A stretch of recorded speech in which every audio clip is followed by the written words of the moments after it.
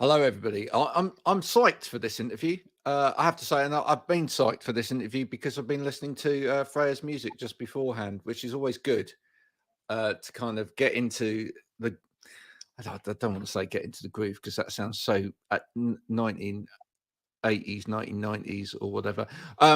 But I'm pumped up for it anyway. I've had those drums. The drums on Yeah. your tracks are just amazing. I've had those kind of pounding in my head for the last half an hour or so. It's put me in a really good mood. And I'm completely ready for this. You will be too after you hear from Freya in a minute. But first, let's have some more pounding drums with this.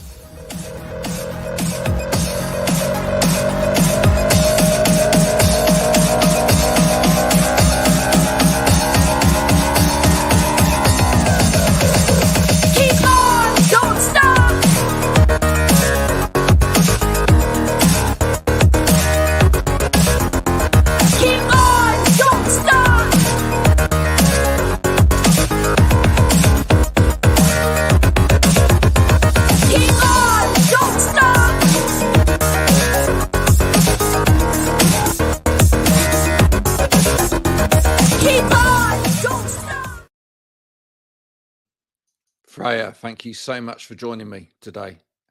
How are you? Where are you coming from? I'm good, thank you, Graham. I'm coming from London. You're coming from London. Yeah. Well, do you know what? It tried to be sunny here. Tried to be sunny here for a little bit of the day. I put the washing out, as you do if you're domesticated, and then it started raining. And I'm leaving it out now. This is in the southwest, so Somerset. Oh, nice, yeah. So Dorset, that's where I grew up. Dorset, yeah. Whereabouts in Dorset did you grow up? Poole. So next to Bournemouth.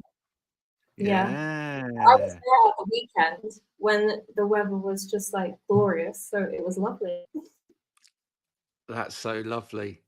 Let's visit Poole and Dorset and you growing up in that particular area. What was life like for you growing up? Were you exposed to much music growing up? I think, well, from my parents, I was. No one in my family is a musician, but my dad's just a huge fan of music. He's literally always on it. So I think just growing up in a musical household that way, and there was always music playing. Always had like T-Rex or David Bowie, or from my mum's side, it would be like the Red Hot Chili Peppers or Madonna. So a nice, good, eclectic variation of music, which is really nice. And then my grandparents love country music, so that's how I was introduced to country music in my early days. So I love like Dolly Parton and Johnny Cash. So that's sort of when my musical influence started. It was through my parents and family. You've got a strong aesthetic. You've got a strong presence in what you do. Is that what you've always liked in terms of musicians when you've looked at musicians? Not necessarily the genre, but that presence?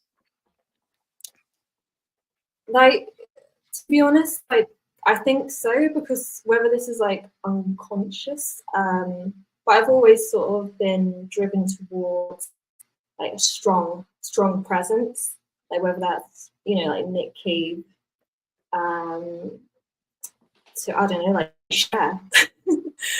I'm very sort of inspired by people who know how they're presenting themselves and are really in particular about how they want other people to see them. Because like in like art, general art, like literature, it's all really important to me. And like my main goal is to be like a professional musician, but I always love to sort of include my poetry in my music, include aspects like that into my art as well, sort of make it as a package. What art do you do besides the music? What Are you creative in other areas as well? Yeah, I definitely would say I'm a creative. I'm also one just to try things, even if it doesn't work out. Like a few years ago, I really got into oil painting, and my first couple of DIY singles, I painted the artwork.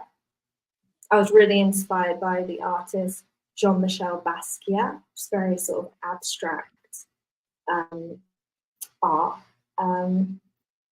But yeah, I mean, painting, writing, like writing definitely at the top. I mean, I even did acting when I was younger. I just love being creative. It just makes me really happy. Even if it doesn't work out, it's just like, okay, write it. Now go on to the next thing. So yeah. Where does the Gothic side of you come from? Where is that from people you've listened to, and then how far back does that go as well? Well, interestingly, like the goth label was given to me by John Robb. It was given to me, but I think it was again sort of a subconscious thing, because I mean, I grew up listening to a lot of like PJ Harvey, of course. When I discovered her, I thought she was incredible. And if you look at like her music, it has an aspect of goth. It's not necessarily like a stereotypical goth, which I know I'm not. But the music, it has like goth pop, or it just has an aspect of goth, like Nick Cave. But then again, I mean, at uni, I discovered like Sisters of Mercy, and I was like, wow, this is amazing. Yeah, I mean, I think the gothic side of me just literally just evolved through the years, and it works, and I really enjoy it because I feel like it's a world where you can try different things. Like you kind of find freedom in it, if that makes sense. Oh yeah, no, it does. I'm gonna ask you a question now. I've never asked anybody else, but because of your kind of goth-esque kind of credentials, you may be able to answer it for me. When I was younger and I was in a band called the Colourful People, Jason, who was one of the guitarists in the band, was also in an ABBA covers band, and he used to proclaim to me that ABBA were actually the originators of goth music. and I feel like I've heard his rationale for that was that some of the guitar lines were quite gothic. Can you see that? I mean, like, I'm not putting it down. Like, I've definitely heard about this theory before. I don't know where, but I'm sure I've heard this before. I don't know. I'm gonna say yeah, because again, goth, define goth. Exactly. Like you don't have to necessarily be a stereotypical goth to be goth, in your art. No. So, I just think part of it's an attitude. It's a bit like all sorts of the different sort of labels or sort of fashion leanings or whatever. Part of it's kind of an attitude and a fashion sense and how you carry yourself at any given time or whatever as well. I tell you what I do hear in your music, which I love, is, I mean, for me, my kind of early experiences of things like Sisters of Mercy and things like that, where with those kind of driving beats and big sound. I mean, you don't sound anything like that vocally because Andrew Eldridge had a really low voice and whatever, but that kind of driving sound is definitely there.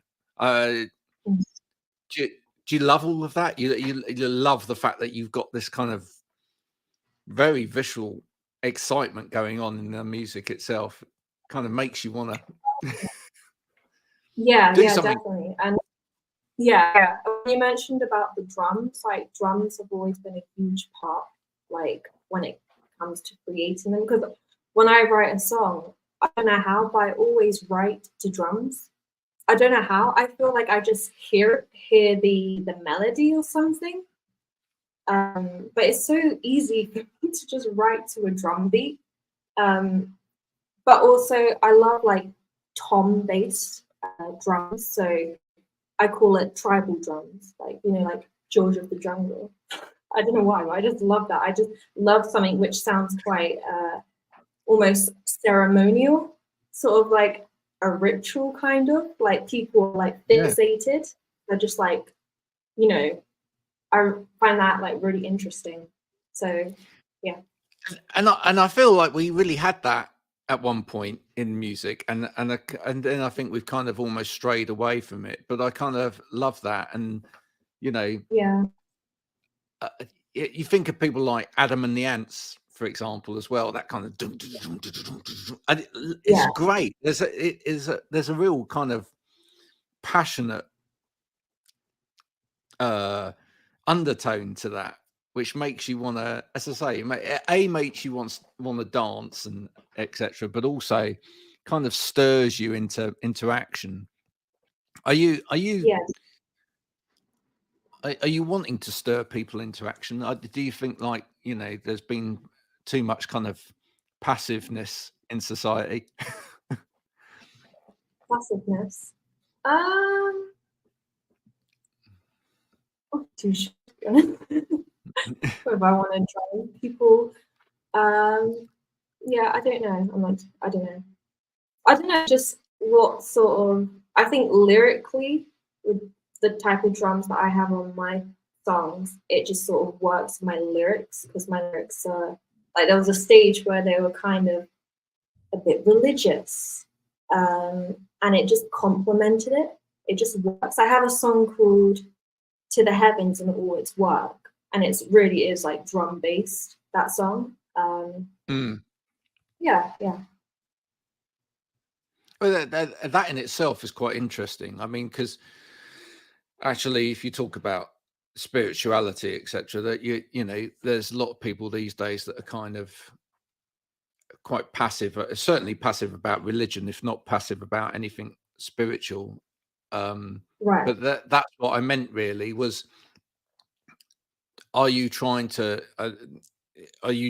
within listeners to try and find people that are awakened, if you like, to possibility in life, as opposed to like just trundle through life and, you know, go from one day to the next? It just feels to me like your music is trying to empower people to do something. Don't know what that something is, but to do something. Yeah, definitely. I don't know what that is, but yeah, the idea of empowering people for sure. Yeah. That's brilliant.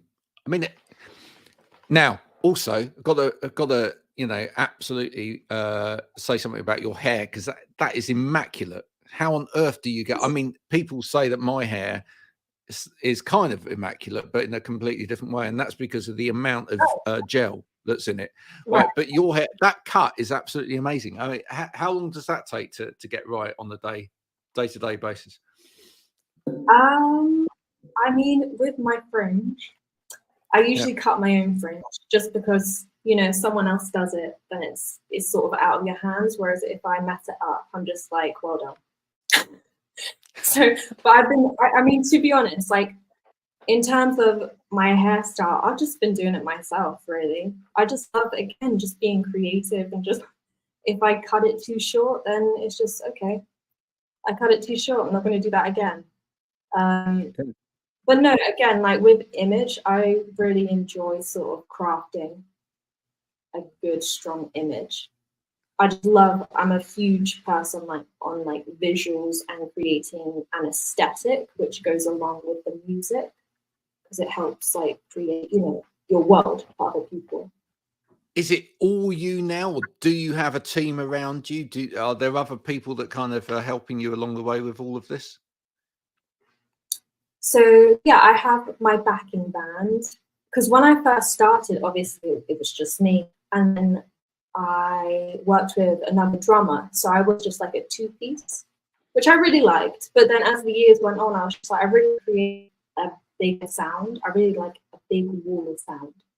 especially performing that live, I want to achieve what you hear like on my album Beast, because that's what people come for. But yeah, I have a backing band. I mean, I write all my songs, but recently I've been like taking the songs to like rehearsals because I love sort of hearing other people's input. Because I'm not a teenager in my bedroom, just like being like, okay, figure something out. It's like you're in literally a room full of like-minded people. Why wouldn't you want to hear how you can make the song better? And I mean, my band are amazing. It's taken years to find the right people, but it's honestly so rewarding when you do, because it can be such annoying, like when people don't show up to rehearsals and, but it all pays off. I also have a management. I have two managers called Phil Jones and John Bryce. How I met Phil was sort of a mad story. Whether you want to hear it, that's for another day. But, we love mad stories. Go for the mad story. So basically, I went to university and studied music production, and I did my third year dissertation on how punk poetry influenced modern day music. And obviously, I'm a huge poetry fan, so I thought, oh, why don't I try and get an interview with John Cooper Clarke? So makes sense. I went to a few of his shows, didn't get the interview, and then I ended up in Salisbury with my sister doing the interview, and it was great. And my sister was just chatting to his manager, Phil, and Phil literally just asked, oh, does Freya have any music online? And my sister, being a good sister, she showed him my music, and he was like, oh, wow. And then within 6 months, he put me in a studio in Manchester, and I recorded Dear Sweet Rosie. Wow. That is a mad story. That's bonkers good. Literally, but it's just mad. John Cooper Clarke as well, one of my first influences, and now, I casually see him. It's just, I'm never going to get over that. It's mad. Do you do a pilgrimage back to Salisbury every year now, just kind of remind yourself of that? I mean, they've got a great Christmas market, don't they? I mean, maybe you should just do that. Yeah. I can see that becoming a thing. I return here every. This is where it all started. Yeah, literally make a plaque and put it on the wall. This is where Freya. Outside the cathedral, where all of that artwork is, you could have your own bit of artwork, and I can see that. I think that would be brilliant. I love stories like that. I mean, that is inspirational, and that will be inspirational for any young artists listening to this as well. You also, I noticed you've got a number of dates in your diary for this year, and one of those dates took me right back when I saw it, because although I now live in the West Country, as we mentioned earlier, I grew up in and around Bedford, and you're playing Bedford Esquires, which is a nightclub that I went to as a teenager years and years and years ago. And there you go, back there. What's taking you to Bedford? That's an interesting choice. So I think I was given the gig through my booking agent, I think. But I'm supporting a band called Witches Elm, I believe they're called. Really cool band. But yeah, that's how I got the. I've never been to Bedford. I'm looking forward to it. And I mean, is the venue good? I'm sure it is. Well, listen, the venue was good probably 30 odd years ago. And that's how long it's been going. So I'm delighted that it's still going, because so many small venues have shut, and I think that's an important thing for us to talk about right at this moment in time, folks, is that keep small venues open. Otherwise, people like Freya can't go and play them. Yeah. Oh yeah. Where would you like to be in a couple of years' time? What's the next stage of the ambition? Where would you like to see yourself? Well, I would like to. Well, either like be a songwriter, like have a job, you know, in the industry as a performing artist, or even as a songwriter, because like I said, I'm a huge fan of writing. And like sometimes even when I write my own songs, like I'm like, this kind of sounds like it could be sung by like so and so. So like my main goal out of my music is to be, you know, a respected artist, because that's all I've known growing up. I've been listening to like artists like PJ Harvey, like, you know, David Bowie, Nick Cave. They all have this level of, I want to say it's sort of like godlike, especially like Nick Cave. Like I saw him live a couple of years ago, and I was just so mesmerized by his performance. I don't know if you've seen him live, but like the audience are literally in the palm of his hands. I'm just like, I would love to just have that. It's just amazing because people are just listening. You know, people are in your world. Well, look, it's about time. It's about time, isn't it, that Nick did yet another duet with a young female artist, right? I mean, it was a long. The Kylie thing was a long time ago, so really, the opportunity is, you know, that time has now come back around again. So is that what we're putting down as the great ambition? You on stage with Nick, duet, single released? Would that like kind of tick all of your boxes? Absolutely, yeah. For sure. Like performing with someone you've looked up to, like who's inspired you to, you know, keep going. Definitely, yeah. Cool. Yeah. Okay, so Nick, there's the challenge. If you're watching, which we'll tag you in on this afterwards, or if you know Nick and you can, give him a little nudge. That's the dream, right?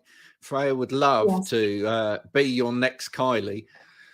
That you can write a song together, and we'll expect to see it out next year, and then her on tour with you. How about that? There we go. We just make everything peachy happen all at once. Oh, and you can celebrate it in Salisbury. How about that? Oh, there you as well. We'll just bring the whole thing together. Listen, it's been an absolute. Have the whole gang. Absolutely. Listen, it's been a pleasure talking to you. It's been a pleasure finding out a little bit about your music. Do tell everybody before you go, what's your latest song? What's out there at the moment? And there is a website as well, folks. By the way, Freya has her own website, which is what, freyabeer.com. Is that right? Yep. No. Yeah. freyabeer.com. Right. Go there. There's the links to everything else that you can order the tickets to go and watch her live. There's a number of dates coming up around the country. There's links to find all of the music, and you can buy stuff as well, because that's important. Yeah. Give Freya money. Give her as much money as possible. It all goes into gigs, recording, Yeah, not haircuts, because she does that herself. No, everything else. Everything else. Well, new scissors, so that she can cut her hair, because that's important. Oh, yeah, exactly. So please do that. So yeah, just tell everybody the latest single you've got out is. My latest single is called "Write Her Off." It's available everywhere, and I also just wanted to mention that my new single Tatiana is out next Friday, the 24th of May. So I'm really looking forward to releasing that. That's a very good one. What's Tatiana about, just so that people can get a little feel for that and get excited about that, so that we get them all pre-saving it? Yeah, so Tatiana is a character who I created. She's like a femme fatale. I really like the idea of like old Hollywood stars. Like growing up, I always loved watching like old Hollywood films, like anything Elizabeth Taylor, Marilyn Monroe, Audrey Hepburn. But Tatiana, I really like the idea of creating this figure who she's a femme fatale, but like behind the scenes, she's a mess. Oh. So it's just like people are just like, wow, they have a great life, but really, like, everyone has flaws. Everyone has, you know, personal things happening. It's not all rainbows and, you know, fluffy sheep. So she's the strong female character, this femme fatale, but her dishwasher tablets have run out. The kids have spilt pasta sauce on the floor, and and the dog has just the dog has just spilt their bowl, and it's just you know, it's just a nightmare. And the teenagers never pick their socks up. Poor lady. But she's holding it together. Through it all, she's still standing strong, and she's still, you know, her presence. People wouldn't think otherwise. I love that. Look out for that. Tatiana, coming out soon, next Friday. Go pre-save it. You can do that. The link to pre-save it is on Freya's website. So go to the website, click the old pre-save thing. You do have to log in to your, I hate why they do that. You do have to log in then to your Spotify in order to make that work. Just remember your details, folks. It makes it so much easier. I don't understand why you can't just go into Spotify and find the song and then pre-save it. That would be so much easier, wouldn't it? Crazy. Crazy. We've all seen the video of J-Lo trying to log in and pre-save her own music. Impossible. Folks, this has been the wonderful Freya Beer. Thank you so much for joining me. I wish you all the best with your career. Your music's absolutely fabulous. I can see you, you know, rising up like a lovely shining star. And I'd love to see you writing stuff for other people as well. I think that would be tremendous in the future. We will, as I said earlier, we will actually tag Nick Cave into this, and if we can make that happen, that's brilliant. The only caveat I would say to that is, if that does happen, I do want a free ticket to the concert. I think that's. I was going to say. Yeah, thank you. That's very kind. Until next time, folks, this has been the wonderful My Music with Freya. If you've enjoyed this, then please do share it amongst your friends, your family, and everybody else. If you haven't, then 27 minutes, 42 seconds of your life has now gone, which you will never get back.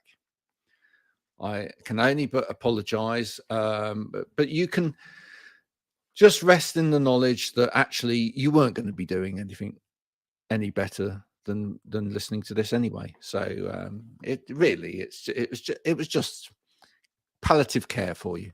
Until next time, bye for now, everybody.